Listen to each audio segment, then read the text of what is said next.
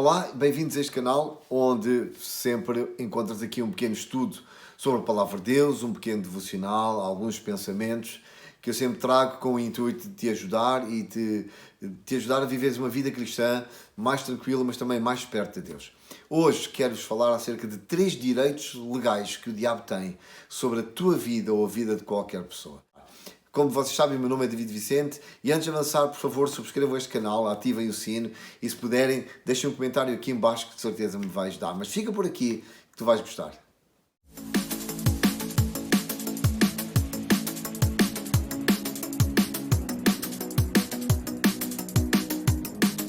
Alguns podem dizer, como é que o diabo tem direitos legais sobre a minha vida se a minha vida está em Deus? Se Deus é o meu protetor?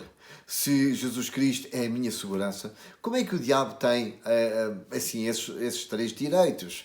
Deixa-me ler uma passagem que encontramos em 1 de Pedro, capítulo número 5, versículo número 8, que diz o seguinte: Sede sóbrios, vigiai, porque o diabo, vosso adversário, anda em derredor, bramando como um leão, buscando a quem possa tragar. A Bíblia diz a quem possa tragar. A Bíblia não diz a quem quer. De facto, o diabo, ele quer destruir-te. De facto, o diabo quer destruir a tua casa, destruir a tua família, destruir o teu ministério, destruir os teus sonhos, os teus projetos. Mas a Bíblia diz que ele quer, mas ele não pode. Porque a Bíblia diz que ele anda em derredor como um leão, bramando como um leão, buscando a quem possa tragar. Ele, de facto, o diabo é poderoso, mas ele não é um todo poderoso. O diabo é forte, mas não é o mais forte. A realidade é que se ele pudesse ter-nos destruído, ele já o teria feito. Se ele pudesse, de alguma forma, destruir toda a nossa casa, ele teria feito. Se ele pudesse, de alguma forma, anular todos os nossos sonhos e projetos, ele já o teria feito. Só que, de facto, ele não pode fazer tudo aquilo que ele quer. Deixa-me dizer-te uma coisa. O diabo, ele trabalha por legalidades. E há 3 direitos legais que o diabo tem sobre a nossa vida.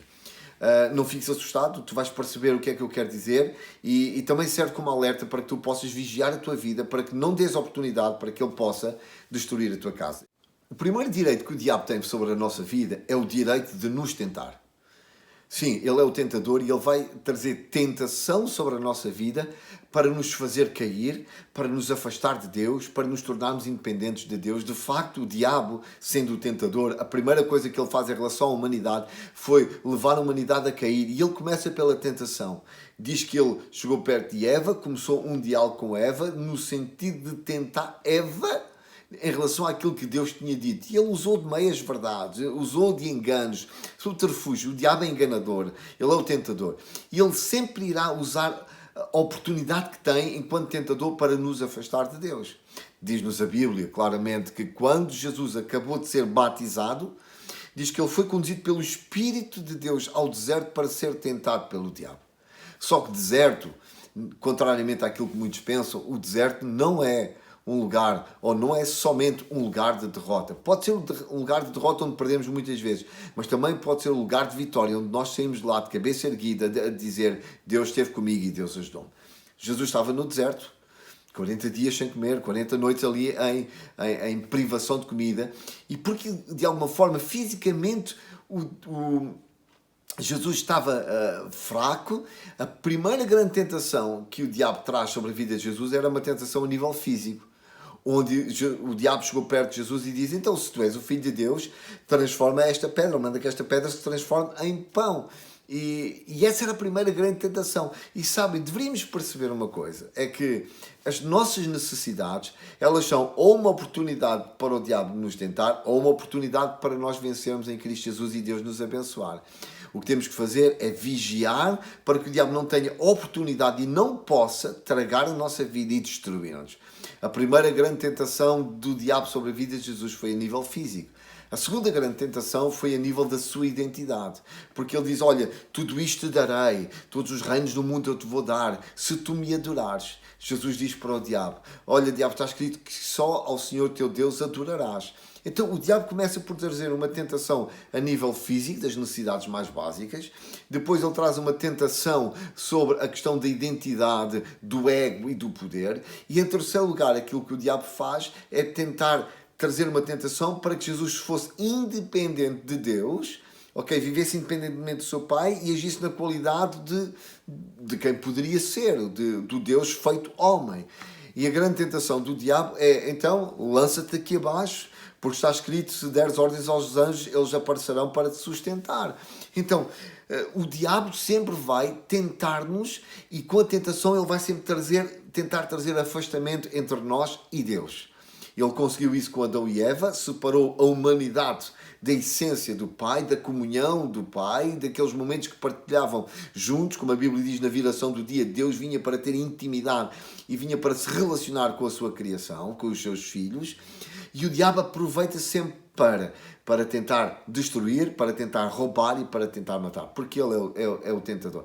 Só que eu gostava que tu considerasses um versículo da Bíblia que está em 1 Coríntios, capítulo 10, versículo número 13, que diz o seguinte: não veio sobre vós tentação, senão humana, mas fiel é Deus, que não vos deixará tentar acima do que podeis. Antes, com a tentação, dará também o escape para que a possais suportar. Então, meu amigo, alegra-te neste versículo. O diabo vai trazer tentação para nos afastar de Deus. Mas com a tentação vem o escape para que nós possamos sair dali, mas sair em vitória. Por isso, procura conhecer Deus, procura conhecer a palavra, ok? E procura, em vez de focar na tentação que te quer afastar de Deus, foca-te em Deus para o teu escape e para a tua vitória. O segundo grande direito do diabo é o direito de nos provar. Enquanto que a tentação é para nos levar para longe de Deus, a provação é para, de alguma forma, anular aquilo que já alcançamos em Deus. Ok?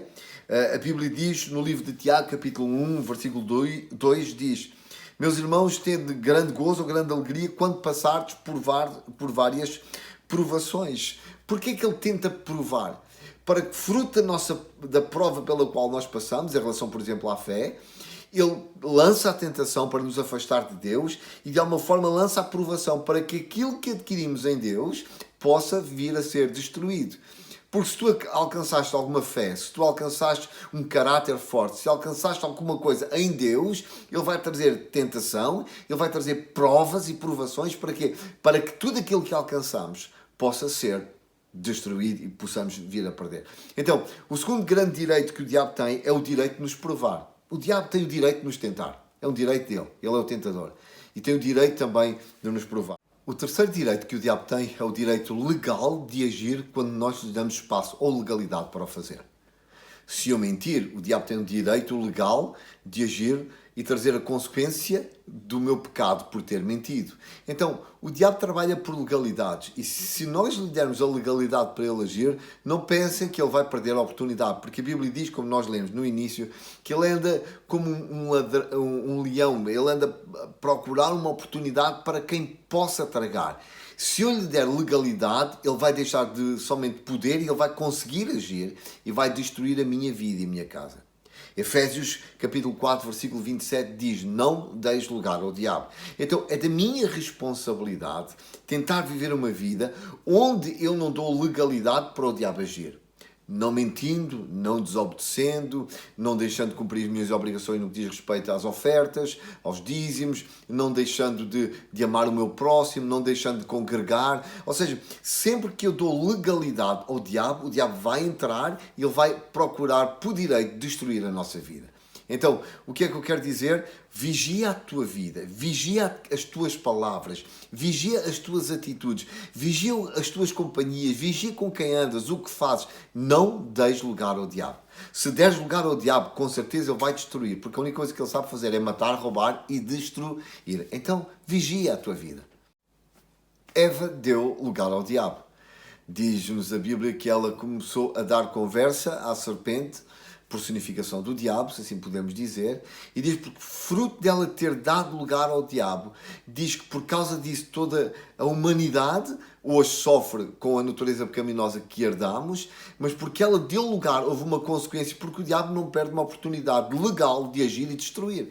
É o que ele sabe fazer. O Judas diz que Judas deu espaço e o diabo encheu o coração de Judas ao ponto de trair Jesus. Diz-nos, por exemplo, Ananias, diz que Ananias chegou perto de Pedro e em vez de dizer a verdade, diz que mentiu em relação ao preço de venda do terreno e por causa disso morreu naquele instante. Então, a Bíblia diz claramente, não deis lugar ao diabo. O diabo tem estes 3 direitos. Tem o direito de nos tentar, e a tentação é para nos afastar de Deus. Tem o direito de nos provar, no sentido de destruir tudo aquilo que alcançamos em Deus. E tem um terceiro direito, que é o direito legal de agir quando nós abrimos brecha e quando nós abrimos a porta e damos espaço para que assim aconteça. Então, vamos fazer como Pedro nos diz. Vigiai, orai, vamos ficar atentos. Porquê? Porque o diabo, vosso adversário, ele anda como um leão, bramando, rugindo, procurando uma oportunidade para que possa destruir e possa tragar e possa de alguma forma roubar aquilo que alcançamos. Então, não permitas, não deis lugar ao diabo, vigia a tua vida e não permitas de forma alguma que aquilo que alcançaste se perca porque não vigiaste. Cuida-te, guarda, vigia a tua vida e fica firme.